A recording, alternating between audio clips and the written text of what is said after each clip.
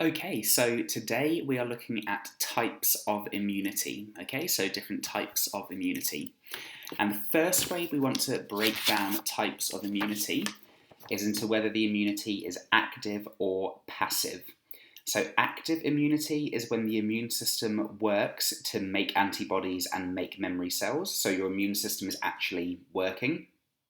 For passive immunity, your immune system isn't working, it just gets given the immunity, essentially. So we'll look at some examples of that shortly. And then whether the immunity is artificial or natural. So if it's artificial, the immunity relies on some sort of medical technology, so it doesn't occur naturally. Whereas natural immunity just happens with regular processes with no external intervention and no technology, as I should have put there. So we're going to look at the combinations of these. The one that we're going to spend the most time on is artificial and active immunity. So we'll look at that one at the end. So first of all, we've got passive and natural immunity. So passive and natural immunity is the immunity that passes between a mother and her child. So while the fetus is developing in the womb, through the placenta, antibodies are being passed all the time. And that continues after birth as well, through breastfeeding. So breast milk has got lots of antibodies in it. So that continues to pass to the child after birth as well. So the reason for that immunity happening is that basically protects the baby in the early months of its life, essentially. You may notice I said that it was antibodies that were passing, not memory cells. So that means the immunity is actually quite short-lived. So the antibodies will fade over time, and at that point the baby won't be immune anymore, and it has to naturally start building up its immune system. So I've put there that it is quite a short-term immunity type. It doesn't last for too long, but it protects the baby in the early months of life. Next, we've got active and natural immunity. So the second type of natural immunity, but this one is active because the immune system is working. So this is what we looked at in face-to-face learning when we studied the humoral and cell-mediated responses.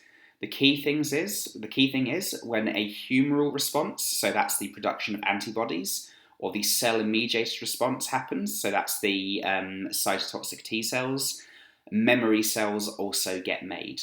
And those memory cells remember the pathogen that they've defeated, and they will rapidly divide and then be ready to fight it again if it ever reoccurs. So that is active because your body's immune cells are working. They have to divide into memory cells, they have to produce antibodies, they're working. And it's natural because it just regularly happens. That is the natural thing that happens when the body is exposed to a pathogen. This one up here was natural because it just occurs by nature between the mother and the child. Nothing else needs to happen for it to happen. And it's passive because the baby's immune system is not working to get these. It just gets given the antibodies from the mother. So the third one we're looking at is passive and artificial immunity, which is basically an antibody serum or an antivenom.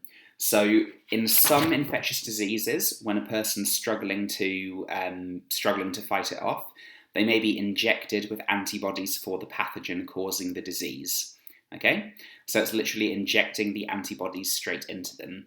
Likewise, antivenoms, like for a snake bite, that's got antibodies or other proteins or enzymes that will break down a toxin that could be life-threatening. Whether it's an antibody serum or an antivenom or whatever, these are very short-acting. So if, God forbid, you get bitten by a brown snake while you're out bushwalking one day, and then thankfully you get given the antivenom to stop you dying, you won't then be immune to brown snakes for life. You may get a little bit of immunity for maybe a week, but then the antibodies break down and you're vulnerable again.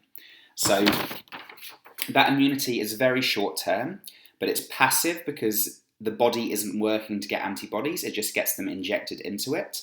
and it's artificial because those antibodies have to be generated in lab conditions, stored and injected in, so it's not a natural occurrence, okay?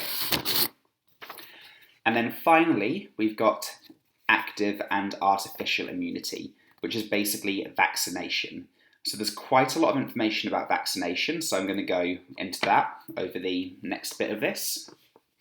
So as I've said there, vaccines rely on exposing somebody to antigens. So the main idea of a vaccine is to get antigens into a person.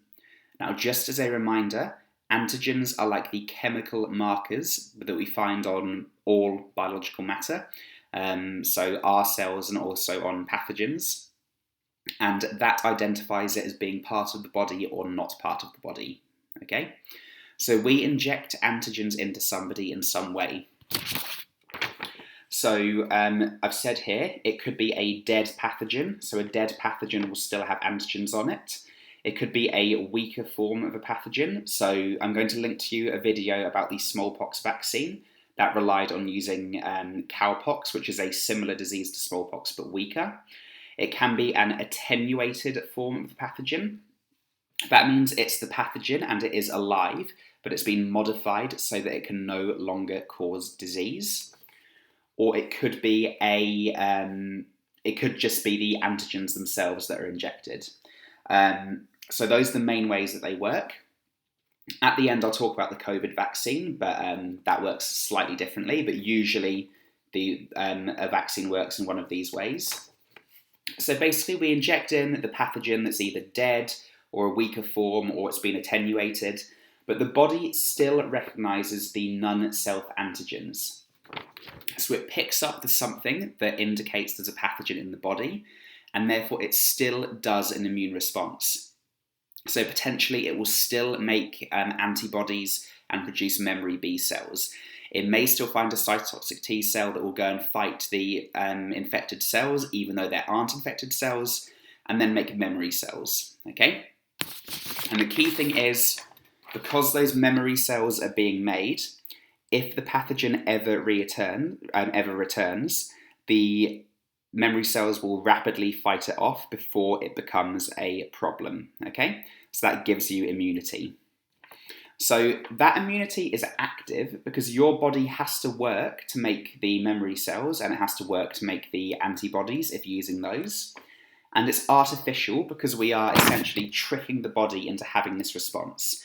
We make the vaccine in lab conditions and then we inject it into the body. So it's not a natural process. So,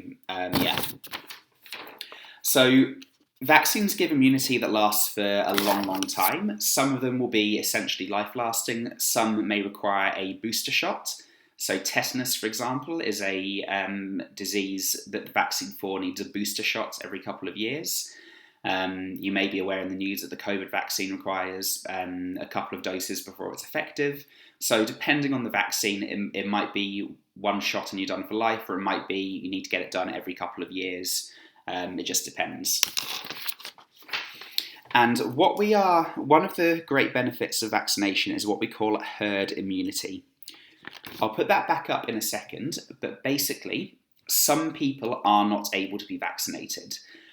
So that can include HIV positive patients, it can include some people going through chemotherapy, it can include very young people, very old people, and it can include some people who are unfortunately allergic to vaccine materials. So some people are not capable of being vaccinated, most people are, but some people can't.